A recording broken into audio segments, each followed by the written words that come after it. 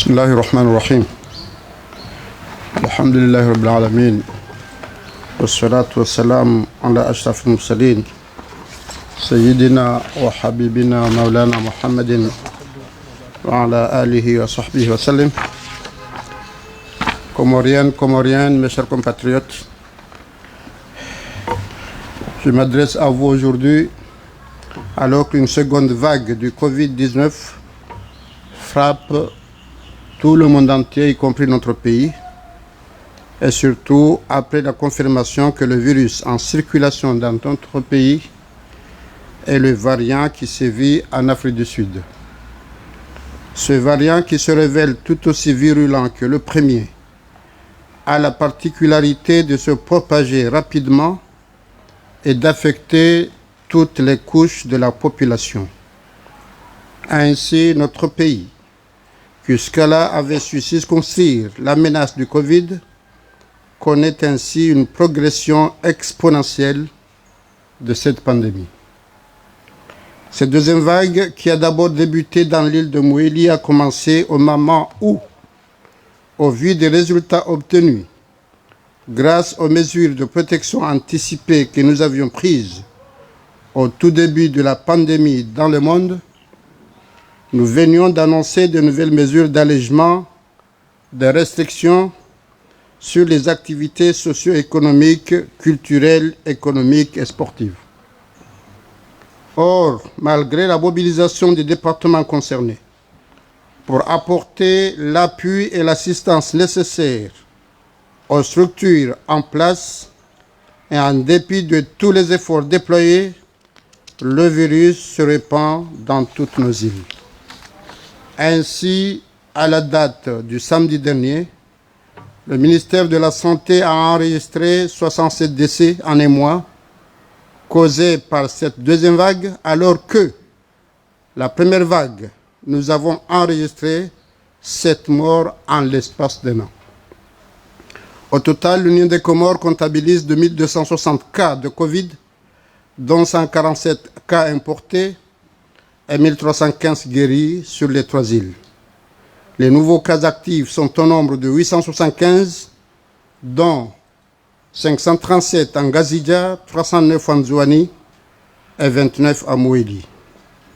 Je saisis cette douloureuse occasion pour renouveler mes condoléances attristées ainsi que celles du peuple et du gouvernement comorien à l'ensemble des familles endeuillées, tout en souhaitant, grâce à Dieu, un propre établissement aux malades, et je leur dis que nous sommes de tout cœur avec eux. Mes chers compatriotes, comme vous le constatez, l'heure est grave.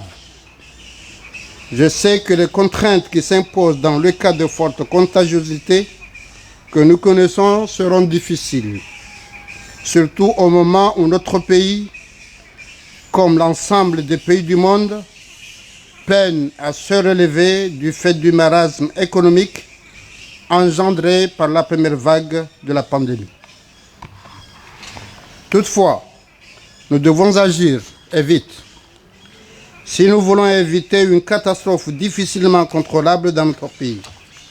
C'est la raison pour laquelle je viens encore une fois demander votre compréhension, votre coopération, votre accompagnement, car si nous voulons circonscrire à temps cette pandémie, nous protéger et protéger notre pays, nous devons, en plus du renforcement des mesures barrières, revenir aux mesures d'antan qui nous avaient permis de faire partie des rares pays où les dégâts du coronavirus avaient été limités et contenus. Aujourd'hui, l'heure n'est pas à la fête. L'urgence est de sauver des vies, de protéger notre population, de faire en sorte que la propagation du virus prenne fin afin que nous puissions retrouver nos capacités sanitaires et reprendre une vie tout à fait normale. Et c'est dans ce sens qu'après un conseil de ministres élargi, consacré au Covid, une réunion avec la coordination, l'organisation d'une séance de travail avec les districts élargie aux maires et aux préfets, et après concertation avec les oulémas, nous prenons à compter de ce jour les mesures suivantes. Obligation du port du masque et respect strict de la distanciation physique dans tous les lieux publics, y compris dans les véhicules, les taxis, les magasins, les établissements publics et privés. Couvre-feu sur l'ensemble du territoire de 20 h à 5 h du matin. Fermeture totale de toutes les mosquées et autres lieux de culte et interdiction de tout regroupement religieux, culturel ou bachoulienne. Interdiction des cérémonies de mariage et de cérémonies religieuses. Fermeture de marché à partir de 16 h, les jours ouvrables et le dimanche, jour de nettoyage et de désinfection. Fermeture des plages.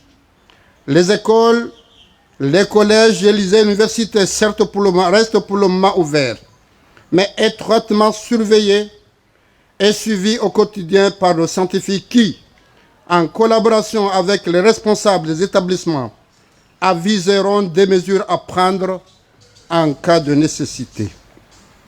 Le Mouftora précisera les modalités de la toilette et de la prière mortuaire en cette période particulière dans le respect du culte et de la dignité des défunts.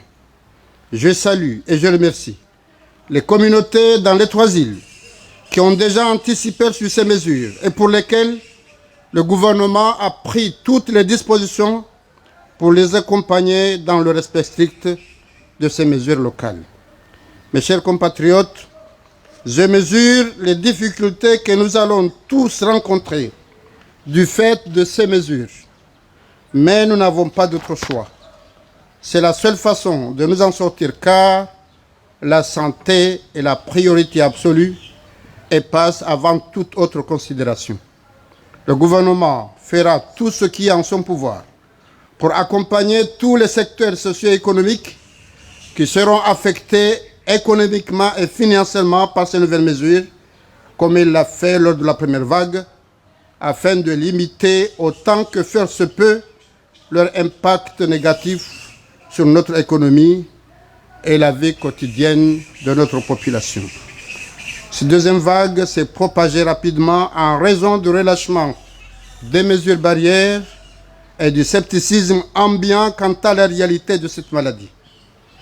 En effet, nous avons relevé durant cette deuxième vague de nombreux dysfonctionnements dans la gestion de ce Covid. Et c'est pourquoi la coordination de la lutte contre le Covid, d'abord placée au niveau du ministère de l'économie, puis transférée au niveau de la santé, sera désormais placée sous l'autorité directe de la présidence de la République. Désormais, aucun écart qui risque de mettre autrui en danger par le non-respect des mesures barrières et du protocole du lavage de nos morts de l'enterrement ne sera toléré. Et j'ai demandé à ce que les forces de l'ordre s'assurent que ces mesures soient respectées de la façon la plus stricte possible. Des erreurs ont été commises, certes, mais elles ne doivent pas non plus occulter le travail remarquable que les médecins et personnels de santé font aujourd'hui pour sauver des vies et protéger notre pays. Une attention particulière sera désormais portée sur la gestion des centres d'isolement. Le gouvernement y consacrera tous les moyens nécessaires et conséquents pour leur bon fonctionnement. Toutefois, aucun manquement ni écart ne sera ni toléré ni pardonné. Les médecins, les personnels médicaux, les forces de l'ordre, les bénévoles qui consacrent leur temps et qui ont fait d'immenses sacrifices pour soulager et guérir seront encouragés et soutenus. Et je voudrais d'ailleurs leur renouveler encore une fois nos remerciements et nos encouragements. Je remercie également nos autorités aéroportuaires pour les efforts déployés afin de répondre aux normes, notamment en sanitaire, qui ont permis le classement très honorable de l'aéroport de Hahaya au niveau international. Mes chers compatriotes, je voudrais, avant de conclure mon discours, dire toute mon indignation quant aux propos inacceptables visant à jeter le discrédit sur notre pays à inciter à la panique dans une situation déjà difficile. Je voudrais leur dire que l'heure est à la compassion, à l'entraide mutuelle, à la solidarité, plutôt qu'à la provocation et à la désinformation. Les cœurs sont déjà assez éprouvés par cette nouvelle vague qui semble plus préoccupante que la première. Alors, soyons humains, soyons solidaires, soyons responsables.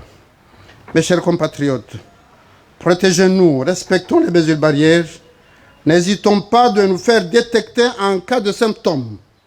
N'ayons ni peur ni honte, car c'est une maladie comme les autres qui sévit dans le monde entier. Je sais que je peux compter sur votre compréhension, comme d'habitude, votre accompagnement, votre coopération habituelle. Ne cédons pas à la panique, restons à l'écoute des scientifiques et du monde médical, restons à la maison quand il n'est pas nécessaire de sortir, qu'Allah, le Tout-Puissant, bénisse notre pays. Inch'Allah, je vous remercie.